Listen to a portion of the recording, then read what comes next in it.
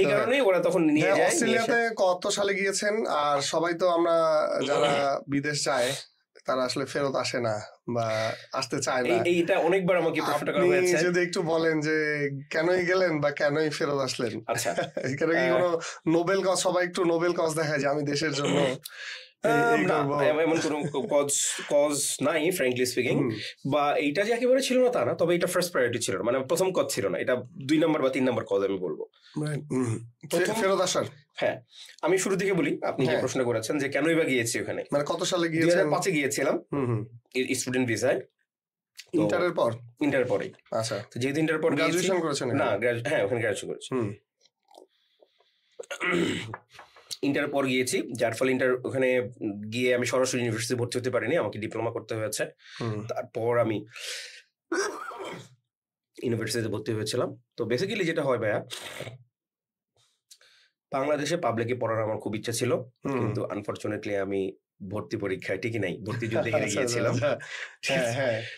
ঢাকা ইউনিভার্সিটিতে 2টা ইউনিটে পরীক্ষা দিয়েছিলাম, দুইটা কোনোটাতে টিকি নাই। জগন্নাথে দিয়েছিলাম, জগন্নাথে মনে একটাই টিকছিলাম, কিন্তু সাবজেক্টটা একদমই আমার পছন্দ হয় নাই। আপনার সাবজেক্ট ছিল স্ট্যাটিস্টিক্স। ভালো সাবজেক্ট ছিল ভাই, ভালো সাবজেক্ট, কিন্তু আমি ম্যাথ খুব অ্যাভয়েড করি, আমি ম্যাথ একদমই পছন্দ করি না। ঠিক আছে, আমি যে সায়েন্স পড়ি না তার ওয়ান অফ দ্য রিজনস হচ্ছে হায়ার ম্যাথের কারণে, হায়ার ম্যাথ, তারপরে আপনার ক্যালকুলাস, এইসব অঙ্কের কারণে আমার বিজ্ঞানের প্রতি আমার অগাধ ভালোবাসা, অগাধ। শুধু যদি সায়েন্সে যদি শুধু বিজ্ঞান থাকতো ইনশাআল্লাহ আমি অবশ্যই পড়তাম, ম্যাথ না থাকে শুধু বিজ্ঞান থাকলে, ম্যাথ না থাকে শুধু বিজ্ঞান পড়তাম। কিন্তু ম্যাথের কারণে আমার এমনও হয়েছে ভাই, মানে অঙ্ক পরীক্ষার আগের দিন লিটারালি জ্বর চলে আসতো ভয়ে, মানে আমার এত নার্ভাস হয়ে যেতাম। আমার আম্মা বলতো যে অঙ্ক পরীক্ষার আগে পড়লে জ্বর আসবে, এটা মাস্ট। সো এত নার্ভাস হইতাম আমি, কারণ পারতাম না, আমি অঙ্কে আমার ছিল না। তো যাই হোক,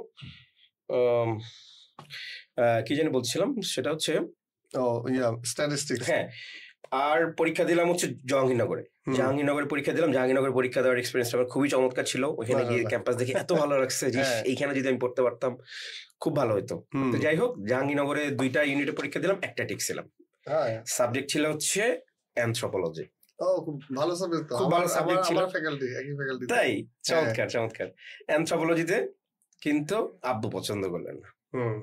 আব্বু বললো যে অ্যানথ্রোপোলজিতে করে কিছু করতে পারবো না, আর ওই আমাদের বাসা থেকে পুরান ঢাকা অনেক দূরে, পুরান ঢাকাতে দরকার না। আব্বু চেয়েছিল মানে ধরেন অ্যাকাউন্টিং, ম্যানেজমেন্ট, মার্কেটিং, এই ধরনের কোর কিছু। হ্যাঁ, সেটাই। বিজনেস নিয়ে যদি পড়বো এগুলো, স্ট্যাটিস্টিক্স, অ্যানথ্রোপোলজি, এগুলো আসে। অ্যানথ্রোপোলজি তো বিজনেসের সাবজেক্ট, তো আর্টসের সাবজেক্ট। তো যাই হোক, তো আব্বু পছন্দ করলো না। আব্বু খুবই মন খারাপ। আব্বু তো পাবলিকে পড়েছে, তার সব ইচ্ছা ছিল সন্তান পাবলিকে পড়বে, আমারও ইচ্ছা ছিল, আমার অনেক ফ্রেন্ড পাবলিকে পড়ে, কিন্তু যাই হোক আল্লাহ পাক কপালে রাখে না। এটা নিয়ে আমার অনেক ক্ষোভ না, মানে আফসোস বলতে পারেন, কষ্ট হচ্ছে, একটা কষ্ট। হ্যাঁ, যে আমি প্রায় ফেসবুকে লিখি, দেখেন যে আমার খুব ইচ্ছা ছিল বাংলাদেশে কোনো একটা পাবলিক আমি পড়বো, কিন্তু আল্লাহ পাক আমার এই চাহাতটা পূরণ করেন নাই। আপনি তার চেয়ে তো বেটার কিছু হয়ে আসছে, আলহামদুলিল্লাহ। ঠিক আছে, আমি বেটার বলবো না। তো ফেরত আসার গল্প, বা ওইখানে কোন সাবজেক্টে পড়াশোনা করেছেন? ওখানে আমি অ্যাকাউন্টিং এ পড়াশোনা করেছি। অ্যাকাউন্টিং, আবার তো ম্যাথেই চলে গেলেন ঘুরে ফিরে। ভাই, ওইটা আসলে মানে অ্যাকাউন্টিং এর যে ম্যাথ, অ্যাকাউন্টিং ফিনান্সের ম্যাথ, ওগুলা হচ্ছে জাস্ট মানে খুব ইজি ম্যাথ। হ্যাঁ, রাইট। মানে একটু বোরিং, কিন্তু কঠিন না। মানে একটা মানে সূত্রতে বসায় যে আপনি বিশাল একটা অঙ্ক করে ফেললেন, আমরা যে অঙ্কগুলো করছি 2-3 পাতার, ওরকম না। অ্যাকাউন্টিং এর ম্যাথ গুলো হচ্ছে যেমন ওই যে ডেবিট ক্রেডিট বসাতে হয়, ঠিক আছে, তারপর ফিনান্সের ছোট ছোট কিছু ম্যাথ আছে, ওগুলো বসায় আপনি যদি করে ফেলেন ফিনান্সে। আমি গ্রাজুয়েশন করে কি ভাইয়া মানে চাকরিতে ঢুকেছিলেন নাকি? না, ওখানে যেটা হয়েছে ভাইয়া, আমি মানে যেই কারণে ফিরে আসলাম, ওখানে থাকার যে মাইন্ডসেটটা আমার মানে যাওয়ার পরের থেকে আমার ছিল না, সেটা একটা বড় ছিল রিলিজিয়ন একটা কারণ। যেমন মানে শরীয়তে যে এটা মাসলাটা যেটা আছে যে কোন মুসলিম কান্ট্রি থেকে নন মুসলিম কান্ট্রিতে পার্মানেন্টলি মাইগ্রেট করা যাবে না উন্নত জীবনযাত্রা বা উন্নত লাইফস্টাইলের জন্য বা ভালো স্যালারির জন্য। এটা তো জানেন আপনি। 4টা মাযহাবের আলেমই এই ব্যাপারে একমত, এবং অনেক বড় বড় স্কলাররা এই ব্যাপারে স্পষ্ট ফতোয়া হচ্ছে যাওয়া যাবে না, নিষেধ। এটা পার্মানেন্ট লাইফ করা যাবে না পার্মানেন্টলি, এবং এটা কি জন্য? দুনিয়াবি কারণে। ভালো এডুকেশন, ভালো ফ্র্যাঙ্কলি স্পিকিং ভাই আমি এই মাসলা জানতাম না, এটা শিখছি ওইখানে গিয়ে। তো ওখানে গিয়ে আমাকে বললো সবাই যে প্রলয় আপনি তো যাক আলহামদুলিল্লাহ আপনি চলে আসছেন, অনেক বাচ্চা ছিলাম তখন ভাই, আমার 18-19 বছর বয়স তখন, তো না 20 বছর বয়স, আমি ইন্টারমিডিয়েট 1 বছর পরে গেছিলাম, 19-20 বছর বয়স তখন আমার, তখন তো মানে একদম টিনেজার বলতে গেলে, রাইট? সো ওই সময়টাতে তখন জানলাম, মাসলা জানার পরে তো একটু মানে হীনমন্যতায় ভুগলাম। তখন ভাইরা বলে সমস্যা নাই, আপনি নিয়ত চেঞ্জ করে ফেলেন,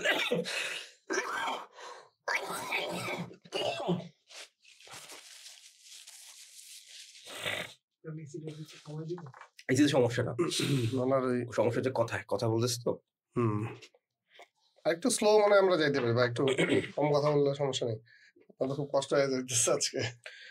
হ্যাঁ, চা বা কফি দিবে ভাই একটা? চা দিলে ভালো হইতো, চা দিতে পারেন। রিল্যাক্স। আচ্ছা শুরু করি, 1 2 3। কফি? তাহলে কফি লাগবে না ভাই, সমস্যা নেই। আচ্ছা যেটা বলছিলাম ভাইয়া, তো আমাদের ওখানে একজন আমাদের কোকড়া মশাল্লাহ নামি সাহেব ছিলেন, আমি যেখানে থাকতাম ওই জায়গাটার নাম হচ্ছে কোকড়া, সাবারবান এরিয়া ছিল, মফস্বল এলাকা যেটা বলে, কিন্তু খুবই ছিল, মানে একটা সিটিতে যে সুযোগ সুবিধা আমরা পেতাম ওখানে সবই পাওয়া যেত। আচ্ছা আচ্ছা। এবং ট্রেনে করে আমরা সিটিতে গেলে, এখানে শহরে গেলে ট্রেনে করে যাওয়া যেত, খুবই চমৎকার একটা জায়গা ছিল। তো ওইখানে একজন ভাইয়া ছিলেন, তাবলিগের আমির ছিলেন, তো উনি এবং ওখানকার যে ভাইরা ছিলেন খুব হেল্প করছে আমাকে থাকার ব্যাপারে, চাকরি দেওয়ার ব্যাপারে। তো এই দুইটা হেল্প একটা বাঙালি ছেলের খুব লাগে ওখানে গিয়ে, একদম ফ্রম দ্য ডে যেই দিন সে ওখানে ল্যান্ড করে অস্ট্রেলিয়াতে, তারপরের দিন থেকে তার হেল্পটা দরকার হয়, তার একটা থাকার জায়গা, অ্যাকোমোডেশন আর চাকরি, আর হচ্ছে তার একটা জব। এই দুইটা ক্ষেত্রে ওখানকার যে ভাইয়ারা আছেন, তাবলিগের ভাইয়ারা, মুসল্লা বলে আমরা মসজিদে, আপনি এখানে গিয়ে আসরের নামাজ পড়বেন, মাগরিব নামাজ পড়বেন, নামাজ পড়ে একটু বসবেন, ভাইয়ারা আপনার জায়গা দেখলে বুঝবে যে ভাইয়া নতুন আসছেন বাংলাদেশ থেকে, তারপরে আপনার এই দুটো জিনিস লাগবে, ভাইয়া এই দুটো জিনিস কি আপনার লাগবে, ব্যবস্থা হয়েছে না হয় নাই, বাস সাথে সাথে ওখানে যাওয়া হবে যে ভাইটা নতুন আসছেন আপনার একটু দেখেন, বিভিন্ন জনকে বল, আর থাকলে তো হয়েছেই। তবে বেশিরভাগই অ্যাকোমোডেশনের ব্যবস্থা করেই আসে, কিন্তু জবের ব্যবস্থা ওখান থেকে হয় না অনেক সময়। তো যাই হোক, তা আমাকে যখন এই মশলাটা বলছে তখন আমি একটু ভেবা জায়গা খেয়ে গেছি। সো তখন বলছে না প্রলয় ভাই কোনো সমস্যা নাই, এখানে বেশিরভাগ যারা আসে তারা দুনিয়াবি কারণে আসে, তো আমরা তাদেরকে বলি যে ভাই পড়াশোনা করে হ্যাঁ না, আমরা নিয়তটা চেঞ্জ করে ফেলেন, ভাই আমি দাওয়াতের কাজের জন্য আসছি অস্ট্রেলিয়াতে, আল্লাহ আমি তওবা করতেছি, আমি নিয়ত চেঞ্জ করি, কারণ দিলের মালিক আল্লাহ, আর আমি যে এই মাসলা জানতাম না, এটা আল্লাহ পাক ভালো করে জানেন, ঠিক আছে? সো এখন যেহেতু জানছেন, নিয়ত চেঞ্জ করে ফেলেন, যে আপনি নিয়ত করেন যে আমার দ্বারা অস্ট্রেলিয়াতে অনেক মানুষ কনভার্টেড মুসলিম হবে, অনেকে তো হয়েছে ওইখানে যারা দিনী ভাইরা আছেন, অনেক মানুষজন কনভার্টেড মুসলিম হয়েছেন, মাশাআল্লাহ। তো সেক্ষেত্রে এটা যায়, কিন্তু শিক্ষার ক্ষেত্রে আপনি বিদেশে যেতে পারবেন, কিন্তু পার্মানেন্টলি থাকা যাবে না, পড়াশোনা শেষ আপনি চলে আসতে পারবেন ইহুদি নাসারাদের কান্ট্রিতে যদি যান, বা বেদিন কান্ট্রিতে যদি যান, মুসলিম কান্ট্রিতে। আর তিনটা, একটা হচ্ছে দাওয়াত, একটা এডুকেশন, আর একটা মনে হয় ভুলে গেছি আমি, মানে বিজনেস, 3 নাম্বারটা আমি ভুলে গেছি এটা। কিন্তু দাওয়াতের কাজ ছাড়া আপনি যে কোনো কাজেই যান, আপনি পার্মানেন্টলি থাকতে পারবেন না, যেই আপনি অবজেক্টিভে গেছেন শেষ আপনি চলে আসবেন আবার মুসলিম কান্ট্রিতে। কারণ কি, ওখানে গিয়ে ভাইয়া নিজের চোখে দেখছি আমি কি লেভেলের ক্রাইসিস হয়, মানে সাগর ভাই আপনি বললে বুঝে মানে বিশ্বাস করবেন না।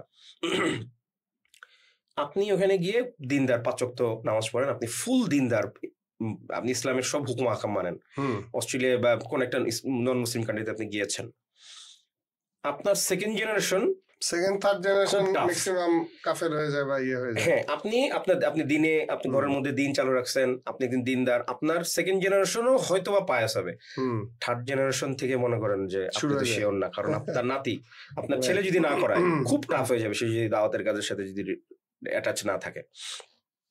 আমি নিজের চোখে দেখা ভাই, আফগানিস্তান থেকে ফার্স্ট জেনারেশন গেছিল অস্ট্রেলিয়াতে, ওই রেল লাইন ওরা করছে, এবং তারা খুব দিনদার, আফগানিস্তানে যেই ভাইরা গেছিল তারা খুবই দিনদার ছিল।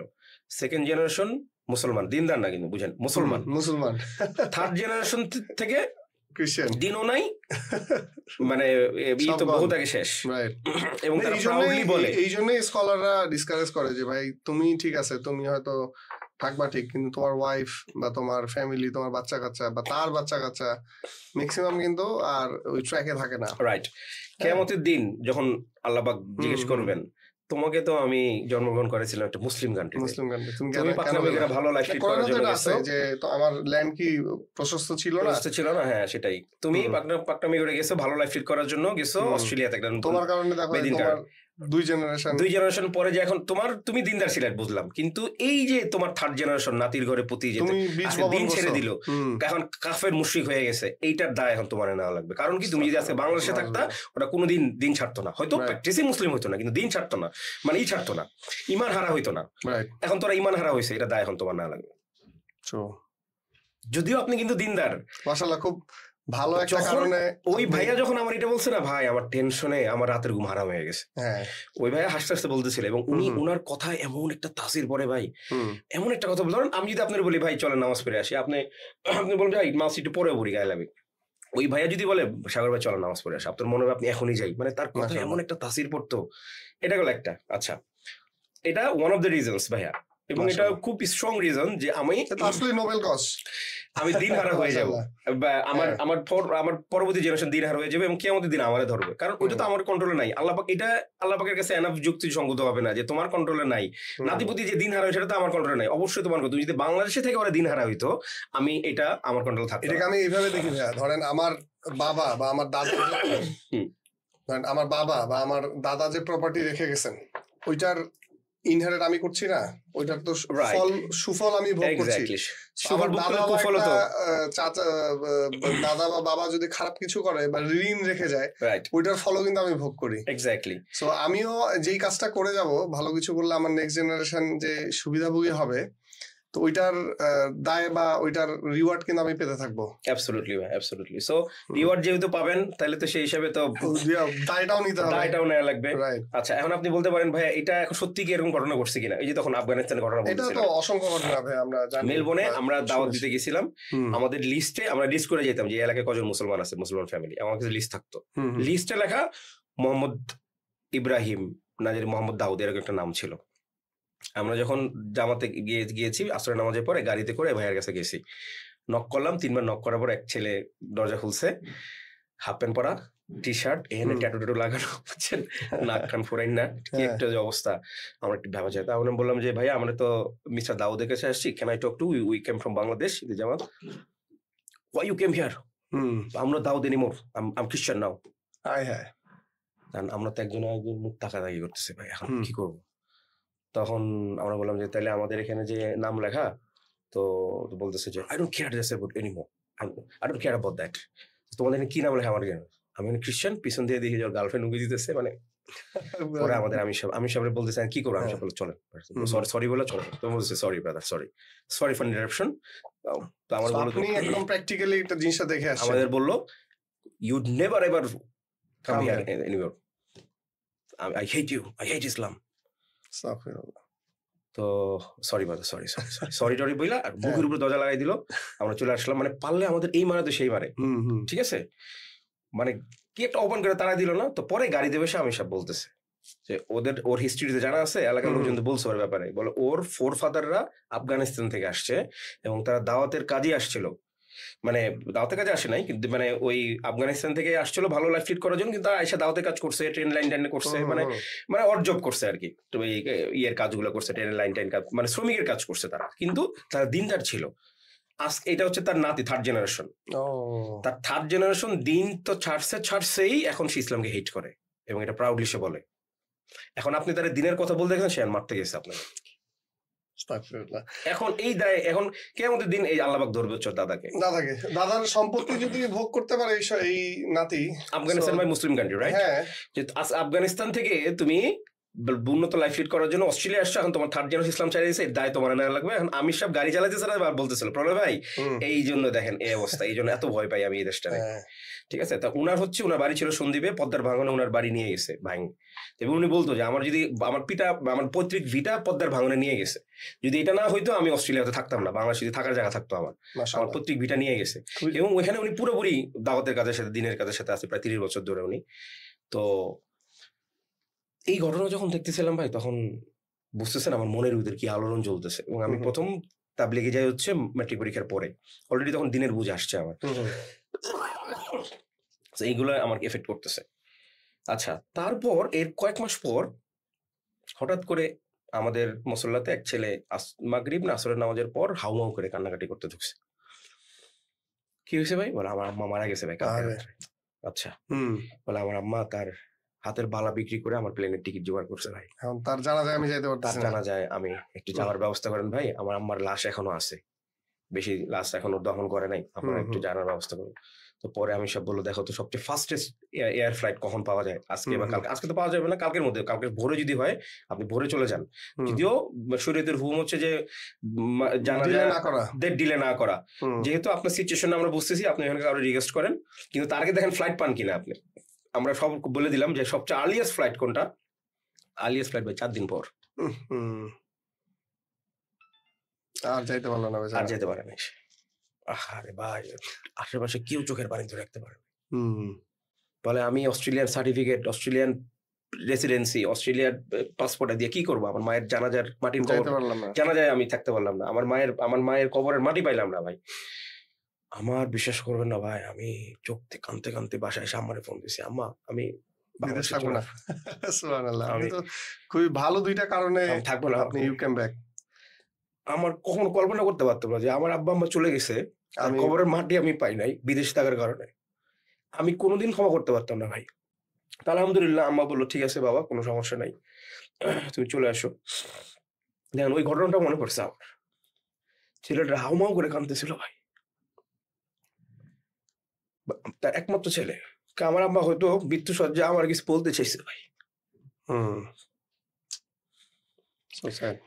কোনোদিন এই সিচুয়েশন, এই মোমেন্টটা আমি আমার লাইফে কোনদিন পাবো না, যে আমার মা মায়ের হাত ধরে আছি।